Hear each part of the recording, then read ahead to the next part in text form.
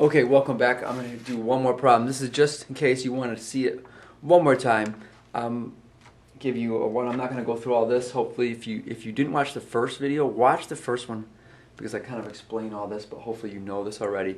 Just using this as reference. My unit circle with my coordinates for 30 degrees, 45 and 60 degree angles, and remembering that the sine of an angle is equal to the y coordinate of the coordinates of where it crosses on the unit circle, and the cosine is the x. So I want to solve another problem. I'll do a 45 degree angle problem. How about number 3, right? That starts looking kind of weird. So number 3 on this sheet, I've got a triangle. I'm going to try black. See how the black looks compared to the red. All right, nice 45 degree. That's pretty close. Remember with 45, since both angles are 45, that's 3 times the square root of 2 over 2, and this is y. I mean, you can remember this, that x and the two legs of the triangle are the same because it's 45, so you can solve that one really quick. But let's go ahead and use our method. So these are both 45. I could use sine of 45 as opposite over hypotenuse, and I'd have one number and I have one variable. That's what you want to do. And then you're going to solve that. So sine of 45, I know, is opposite, which is going to be 3 square root of 2 over 2, all over the hypotenuse. So I'm going to have a fraction over a number. So that's a little bit, okay, fine, a little bit tricky.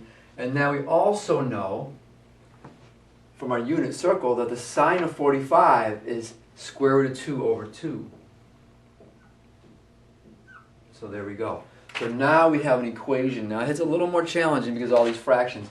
This is definitely a situation whenever you have your variable in the denominator, you definitely want to cross multiply it. That would be the easiest way to solve it. So you cross multiply across, and I'm going to get square root of 2 times x on the one side, and then 2 times this fraction. So think about it. When you multiply this guy by 2, I'm going to write it up here. It's like that. The 2 is going to cross off. So that's going to be 3 times the square root of 2.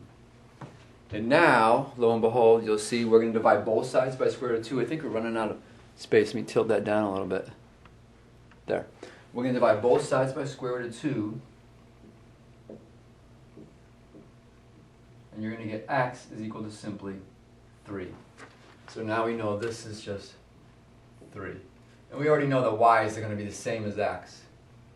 3 square root of 2 over 2.